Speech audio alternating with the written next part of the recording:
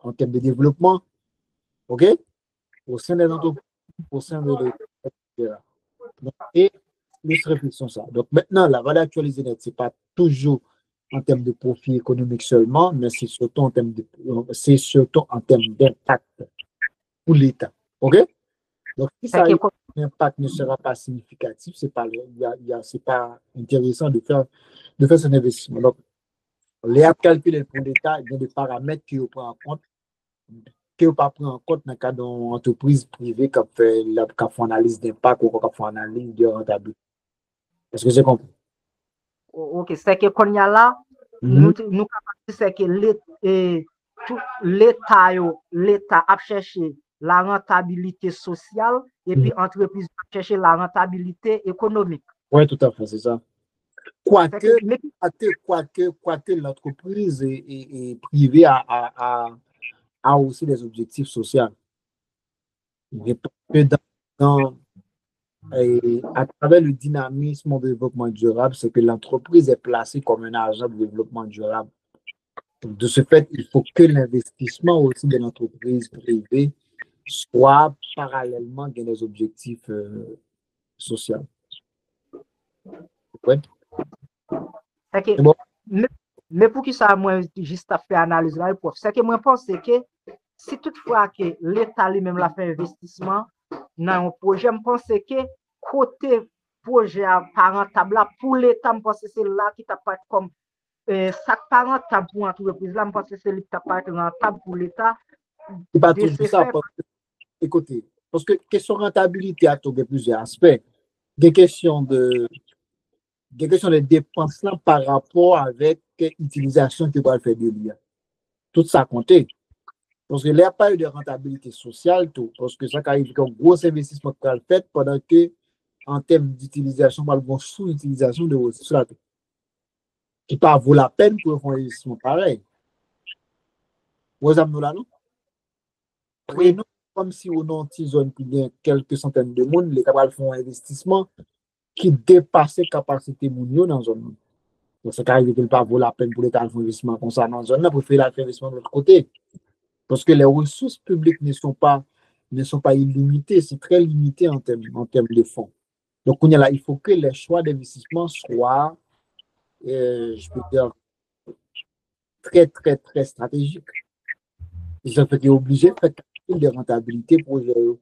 Donc, là, on fait un calcul de rentabilité en termes de vanne. On ne va pas dire que c'est économiquement l'État fait sans source.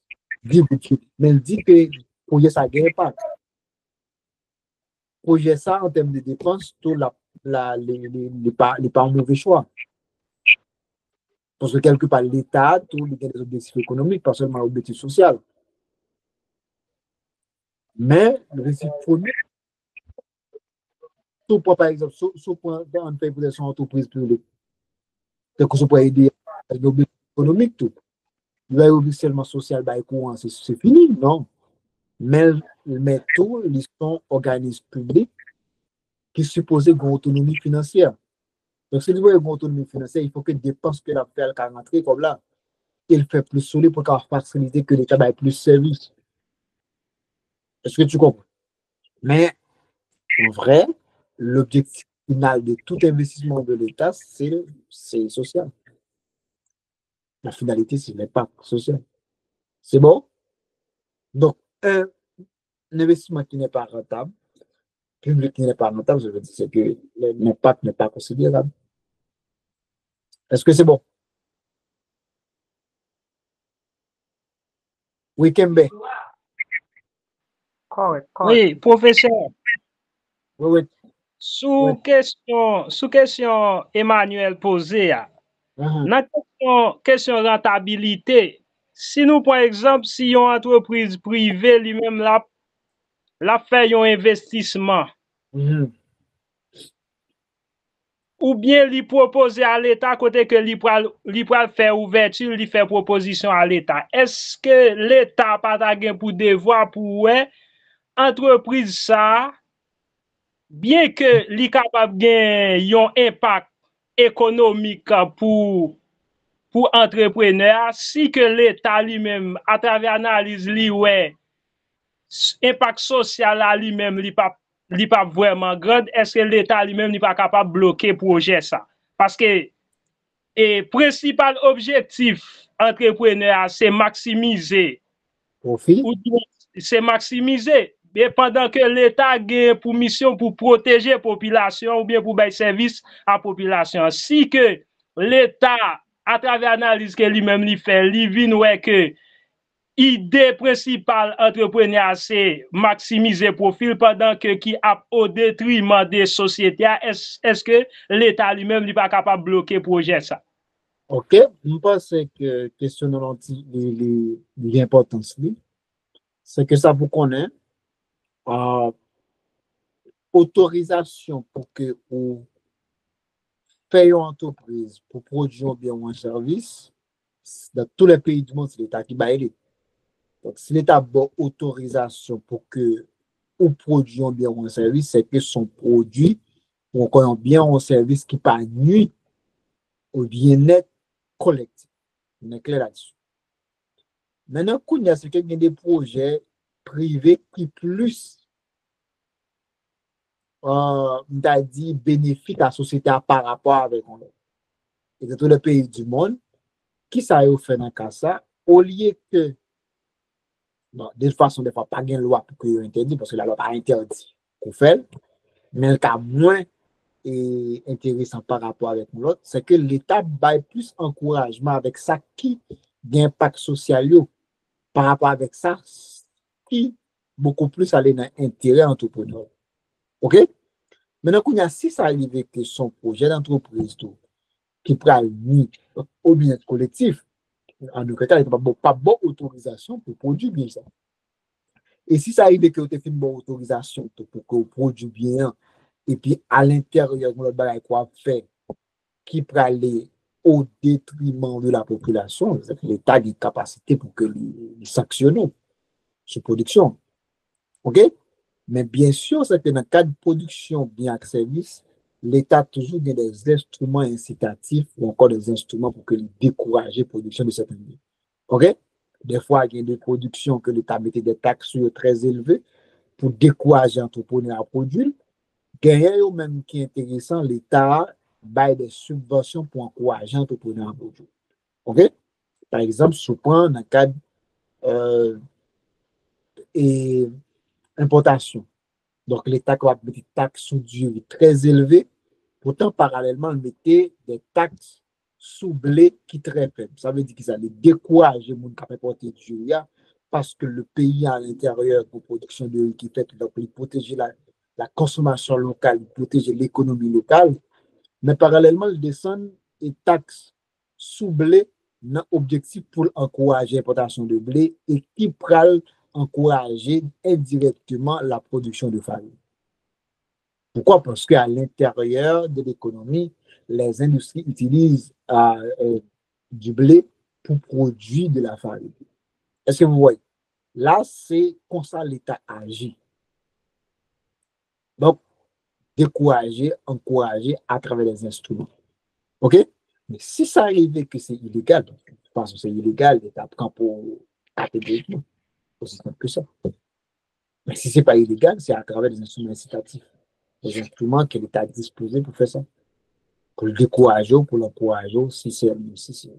OK? Est-ce que c'est bon? Ok, professeur. Et lorsque je fais analyse à travers deux entreprises de communication, nous avons dit Natcom et Digicel.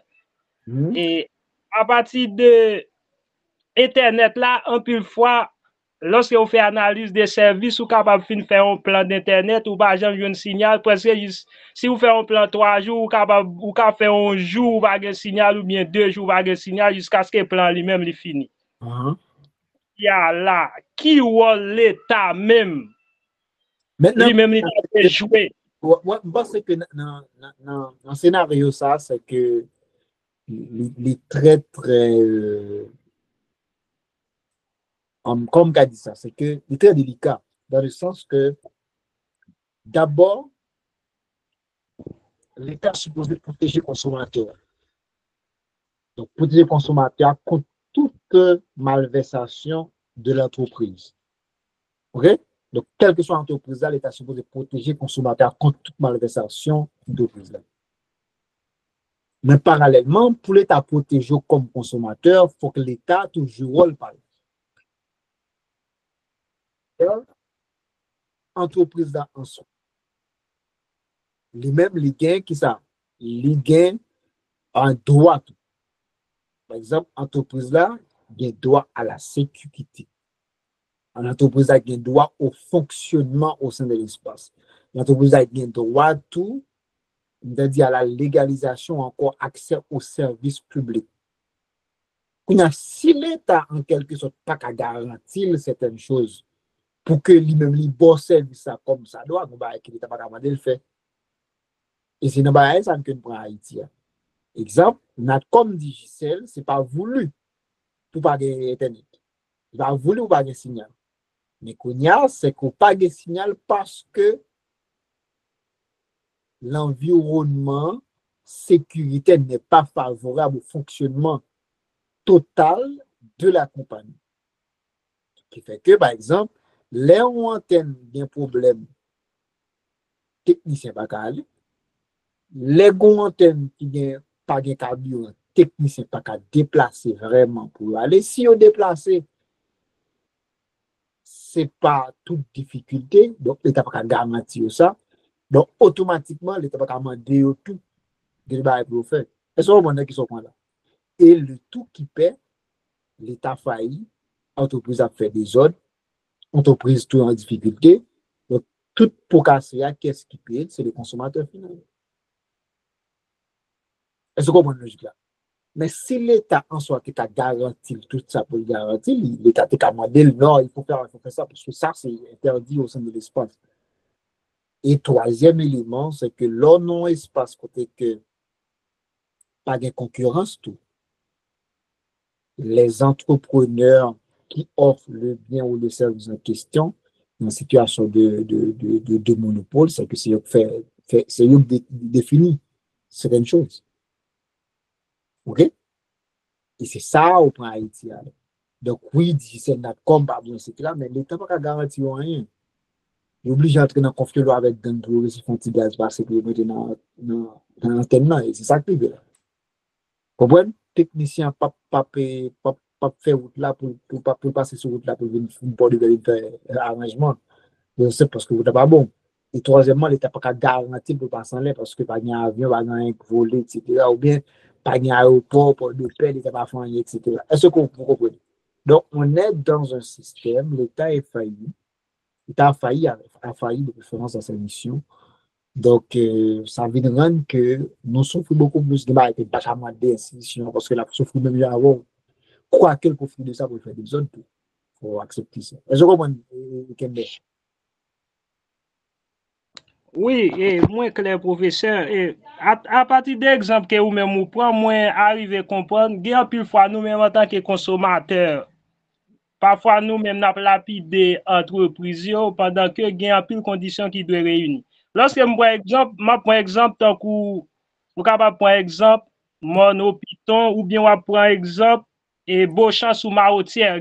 Marotière là, li en pile gen côté ou joindre gen transaction qui pas capable fait tant que pas gen route infrastructure yo même yo pas répondre. Tant que pour t'apporter carburant, ça vient permettre ou bien joindre institution ça yo obligé utiliser énergie solaire là pour que yo même yo capable connecter avec antenne yo. Ça vient permettre pendant un jour ça ka arrivé c'est au 3 4 heures ou bien 5 heures qui gagne signal et puis depuis 7 heures 8 heures du soir pas de signal jusqu'à 9 heures 10 heures du matin laisse à nous-mêmes nous à plaigner de entreprises pendant que c'est moyen de transport qui en plus fois si tu as moyen de transport et c'est analyse ça nous d'avoir faire pour nous te dire eh bien si toutes conditions yo même yo réuni gen moyen de transport pour que carburant rentre laisse ça nous d'avoir tenir compte nous d'avoir dit eh bien c'est pas seulement énergie solaire là yo te capable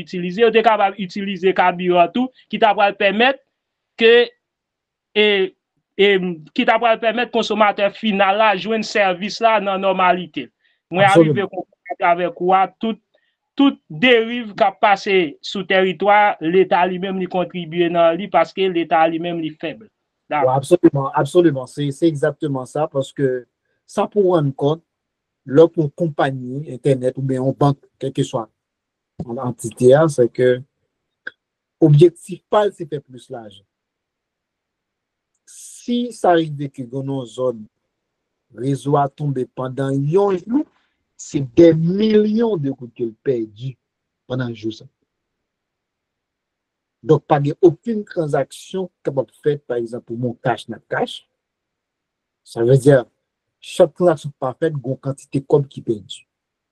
Deuxièmement, pas une minute téléphonique qui vend pendant la période ça, ou encore qui utilisé pendant la période ça. Sauf peut-être que quand il y a quelques unités de monde, par exemple, qui étaient formés en Internet pendant un jour, 2 jours, peut-être qu'ils pas utilisé. Et ça très faible par rapport à ça qui est rentré. Et puis tout, c'est que le monde qui a utilisé Internet, par Internet, par ni Facebook, ni rien, etc. Ça veut dire qu'on a un ensemble de bagages qui sont parfaits pendant la période. Donc, si ensemble ça pas fait, c'est que compagnie en plus perdu que où, quoi qu'on perdu, bon, normalement, il faut revendiquer, c'est normal. Mais compagnie pas d'après, mais ça, bon. Même malheureusement, il n'y a pas garanti rien. Vous pensez que si Haïti était très ouvert, tu as un pile consommation, Haïti était stable, tu as bien de compagnies seulement en Haïti, tu as bien l'autre, puis tu as dans ta ville. Quoique dans tous les pays du monde, la question de télécommunication, c'est un secteur qui est caractérisé par un monopole naturel. Quand on dit monopole naturel, c'est un secteur où il y a toujours très peu d'acteurs. La raison est simple parce que pour investir dans des projets de telle sorte, il faut que vous ayez beaucoup d'argent. Et c'est ça qui fait que dans tous les pays du monde, même dans les grands pays, par exemple, le réseau Internet. Oui, si je 10, c'est très difficile d'avoir 10 ou 15 choix de réseau, même dans les pays développés ou encore industrialisés qui gagnent 80 millions de monde, 100 millions de monde. Est-ce que vous comprenez? C'est un secteur qui n'est pas facile. OK?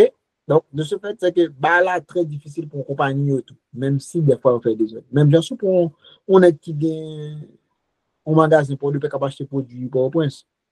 Ou dit chaque les produits à venir monter, mais pas faute, il n'y a pas de salle à sauter. Mais il y a tout héros, mais il n'y a pas faute. Au contraire, ils sont héros parce qu'ils toujours fait route là pour tout acheter des abaos. Et pendant une année, ils ont pris un camion pour les 3-4 fois. Ouais. Et l'oblige d'entrer dans le conflit avec gang pour le passer à camion sur route là. Il paye 3-4 bases pour le récit passer à camion. Vous comprenez? Et qui paie tout ça, c'est 3 comme consommateur final. Donc, il n'y a pas qu'à vendre 500 gouttes encore. Pendant qu'il paye gang sur route là, 3-4 gangs. Il a oublié de vendre 150 gouttes. Donc, il vendre 100 gouttes encore. Est-ce que vous comprenez? Donc, tout ça, qui est-ce qui fait ça? L'État fait ça. L'État n'a pas de route. Pas de sécurité qui garantit sur route là, etc. Donc, peu de camions faire route là, il n'y a pas de concurrence parce que les qui réussit faire route là, camion là, qui de 500 000 routes là, il doit négocier avant. Parce que le gouvernement a perdu camion là, les gangs dans ces zones mobiles, qui prend un camion avec tout chauffeur, avec kidnappé. Donc, il n'y a rien qui garantit dans ce pays. Donc, les gens qui fait business dans le pays, surtout qui traversé des zones, c'est des héros qui et juste prier bon Dieu pour toujours un petit bail là et puis c'est l'État pour mettre au col. Vous comprenez? Donc plein plus plein bail l'État et puis quand on dit il a tué, c'est l'État qui fait tuer. C'est l'État le responsable qui n'a rien garanti. Est-ce que vous rappelez par exemple au port de Pellet les Jovenel, sous Jovenel par exemple? Combien de compagnies autobus qui étaient quand sur route port de paix? Ou te kal Port-au-Prince, n'importe lesquels, ou les à 4 heures quitter après-midi ou quitter Port-de-Paix pour aller Port-au-Prince. Ou une compagnie de ça prêter Port-de-Paix après-midi, dans midi. Il n'y a aucun problème là-dessus. Pourquoi? Parce que tu es en fluidité. OK? Tout petit auto qu'on a fait pour le père, Algonaï, c'était, ou de l'eau après ça, ou soif, comment dire ça? Ou pas même mettre soif pour le naïf. Mais ça, c'était la même mode. Tout le monde, les constats, c'est que petit jeune qui a un petit business qui a fait, il a acheté produit à Port-au-Prince, on est baillé dans l'autobus pour eux. Ben, je dis, ah là, c'est la situation est chaotique, mon frère. Et ce qu'on a des zones pour Port-au-Prince, je dis, pas de question, Internet là même. Pour te gagner, donc, c'est pourquoi des bouquets. Peut-être chaque, comment dire ça, chaque léo songe quand il signal qui paraît. Pourquoi? Parce que compagnie n'a pas qu'à faire rien dans l'antenne zéro qui nous zone. C'est ça la situation. OK? Prenez, c'est, bon, 30 secondes parce qu'il faut avancer quand même. Il est déjà 33 pour me parler de de ça. Oui, OK? professeur. Ouais, ouais, ouais. Oui, c'est sous approche où se fait à l'air et des, des monde qui gagnent à théoriser. Par exemple, on joue sur ça en pile d'eau parce que parfois, les gens, on compte plus utiliser l'occasion pour faire tout ça pour faire. Par exemple, nous connaissons parfois les gens qu'on dit en manifestation. Et puis, dans le même moment, manifestation, et puis, on vient nous imposer, il passe monter. Mais après ça, la manifestation a fini, tout le monde a fini, tout le monde a fait. Et puis, il faut dire à la jambe de ça n'a pas. Ça veut dire, il y a des gens qui ont tout profité l'occasion pour faire tout ça, pour faire tout. Vous comprenez l'approche que vous faites à l'air par rapport avec les routiers et puis l'État va mettre tout le bagage en service. Mais parfois, tout, on y a utilisé et moment ça, tout, puis tout profiter, faire tout ça, Ah ouais, d'accord. Ça existait au contraire. Puis le monde comme ça, mais cependant, pendant que nous dit ça, parce que je connais ça, parce que quand puis l'entreprise qui pose une situation, on est là-dessus. Donc ça veut dire, même si je m'a parlé d'Anna, comme avec dit c'est pas innocent, mais qu'on a parlé pendant qu'il m'a parlé de pas innocent tout, mais premier monde qui est sur sa situation, c'est l'État. Donc l'État va offrir en termes de service. De même que l'État n'a pas faire des obligations tout pendant à faire des autres, parce que l'État fait des autres avant nous. C'est une logique. C'est comme un maman qui gagne un petit fille qui ne peut pas aller rien, qui lève le matin, qui lève après-midi, papa le maman doit aller rien, etc. Il lève, il quitte à la jeune, un garçon, ballon plat manger, puis coucher, le bon plat manger. Bon, excusez-moi de dire ça, parce que ça existait.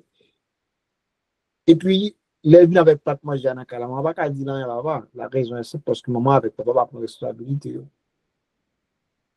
Donc, quel est le bagage qu'on pas qu'à imposer si c'est sur ma responsabilité.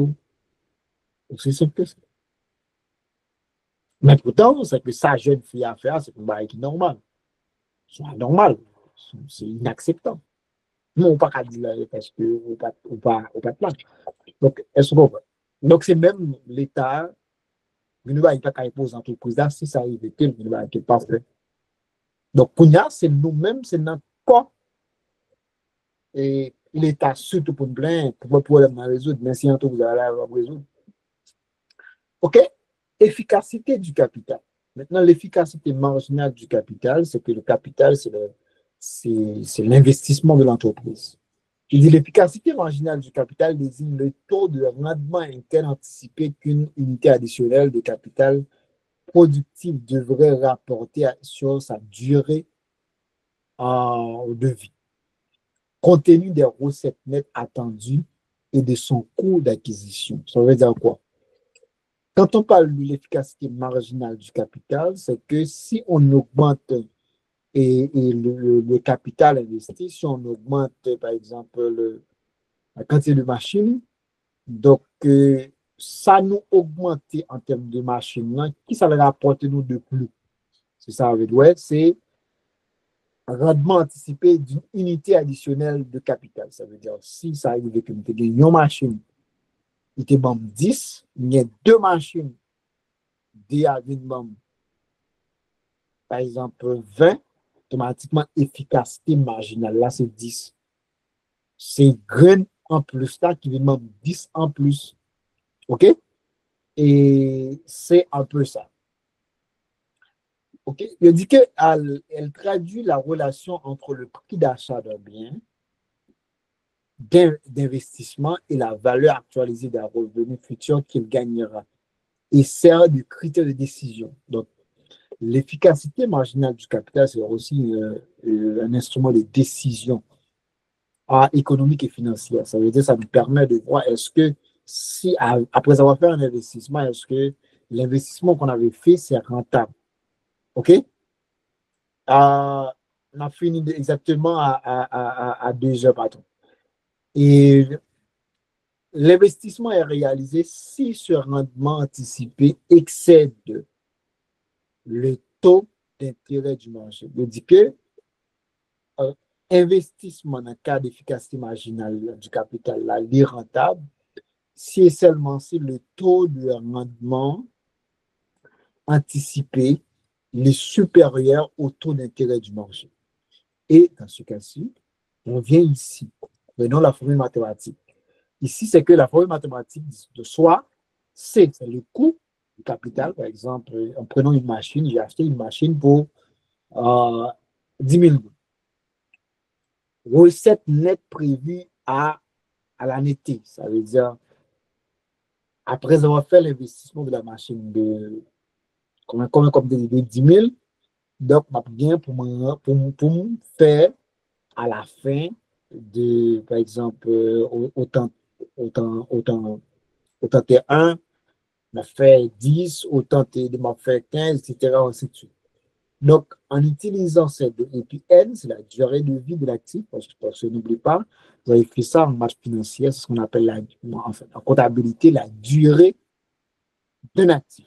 Par exemple, d'une machine, si ça arrivait que nous avons durée machine, c'est ce qu'on appelle, c'est la durée de l'actif. Par exemple, ce qu'on appelle la durée de vie de la machine. Et puis le petit I, c'est efficacité marginale du capital qu'on appelle EMC. Donc EMC, qui est l'efficacité marginale, c'est la valeur de ce qui vérifie. Donc la formule pour déterminer ce qu'on appelle l'efficacité marginale d'une machine, encore d'un investissement, c'est le C qui est le coût total, ou encore le coût initial, égal à R1, qui c'est recette 1, ça veut dire recette autant 1, parce que n'oublie pas, l'offre investissement, c'est que son investissement va rapporter dans plusieurs années. Mais chaque année, quand c'est qu'on va rentrer dans la machine. Donc, c'est R1 divisé par 1 plus E. N'oubliez pas, le E, c'est l'efficacité marginale du capital, plus R2, ça veut dire c'est recette pour l'année 2, plus 1 plus E, qui c'est efficacité marginale du capital, exposant 2, ça veut dire au carré. OK? Et puis, nous gagnons ici, et RI, donc ça veut dire RI ici, c'est comme si on t'a dit, c'est autant I. Et 1 plus I et plus E exposant I, et ainsi de suite. Donc, ça, c'est la formule pour déterminer l'efficacité marginale du capital. Donc, dans ce cas, pour déterminer l'efficacité marginale du capital, il faut que le coût initial, par exemple, de l'investissement soit connu. Par exemple, la machine, c'est 500 gouttes. Autant T, la machine va me rapporter 5 gouttes. Autant 2, la machine va me rapporter 150 gouttes. Autant 3, 300 gouttes, ainsi de suite. Donc, à partir de ça, ça nous permet de déterminer le petit E qu'on appelle l'efficacité marginale du capital. Qu'est-ce qu'on devrait faire? On dit que mathématiquement, si on réfère et à l'approche keynésienne, c'est que à l'efficacité marginale du capital permet de comparer la rentabilité de l'investissement. Donc, on dit que en déterminant de l'investissement, les investissements comparent l'efficacité marginale du capital au taux d'intérêt. Donc, si l'efficacité marginale du capital est supérieure au taux d'intérêt, là, on dit que l'investissement est rentable. Mais si l'efficacité marginale du capital est inférieure au taux d'intérêt, automatiquement, c'est pas rentable. Prenons Dorville qui a acheté une machine pour faire jardin Jean Rabel. Donc, il y a les non-banques, banque là dit que il a prêté le comme là pour la machine là à un taux d'intérêt de 10%. That's good. C'est correct. Et machine là, il conduit de vie de 5 ans. Fine. Donc, il prend comme là, donc il gagne pour le racheter banque là au taux d'intérêt de 10%.